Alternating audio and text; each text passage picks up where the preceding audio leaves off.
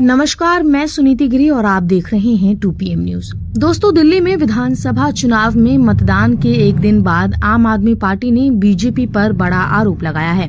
आम आदमी पार्टी के राज्यसभा सांसद संजय सिंह ने आरोप लगाया कि आम आदमी पार्टी के 7 विधायकों को फोन पर 15 करोड़ रुपए का ऑफर आया है।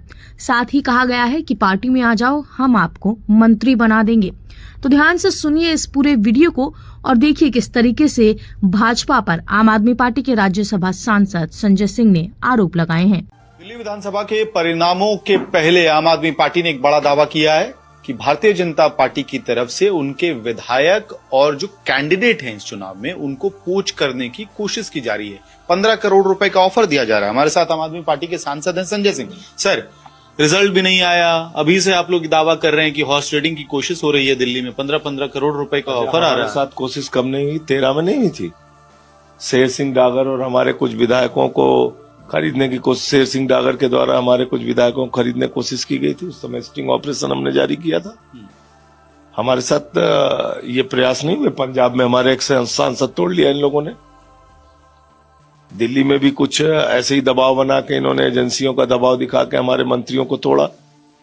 तो काम ये ऑपरेशन लोटस करते हैं। इन्होंने अब तक हमारे 7 विधायकों से संपर्क किया है जिनको 15 करोड़ रुपए देने का ऑफर किया है और ऑपरेशन लोटस चला के उनको अपने साथ मिलाने की कोशिश की है। इससे एक बात तो स्पष्ट है कि भारतीय जनता पार्टी ये चुनाव बुरी तरीके से हार रही है और अभी ही उन्होंने 8 फरवरी के पहले ही इस बात को स्वीकार कर लिया है। कौन है 7 लोग, क्या एविडेंस है?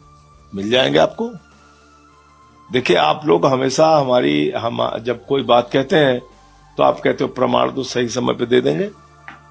जो जो चीजें हमने कही हैं उसके प्रमाण आए हैं सामने। लेकिन 7 लोगों का नाम तो साझा करेंगे आप? करेंगे, बिल्कुल करेंगे। अभी तो हमने ऑडियो रिकॉर्ड करने के लिए कहा है, हिडन कैमरे से वीडियो बनाने के लिए कहा है। तो बीजेपी यहां रुकेगी थोड़ी। अभी और कुछ हाथ में सबूत आ जाने दीजिए तो बताएंगे आपको। इधर कई लोग ये तर्क जरूर लगाएंगे कि ये उस डर का कहीं रिफ्लेक्शन तो नहीं है जो एग्जिट पोल में दिख रहा है कि आंकड़े आपके समर्थन में नहीं है, तो आपने पहले से उसके लिए एक नैरेटिव बनाना शुरू कर? तो बिल्कुल नहीं पढ़ा हूं। मसाज सेंटर चलाने वाली, स्पा और सैलून चलाने वाली कंपनियां एग्जिट पोल कर रही हैं, तो जर्नलिज्म का भी अपमान है। वो उनके एग्जिट पोल पे क्या भरोसा करेंगे आप, या जनता क्या भरोसा करेगी?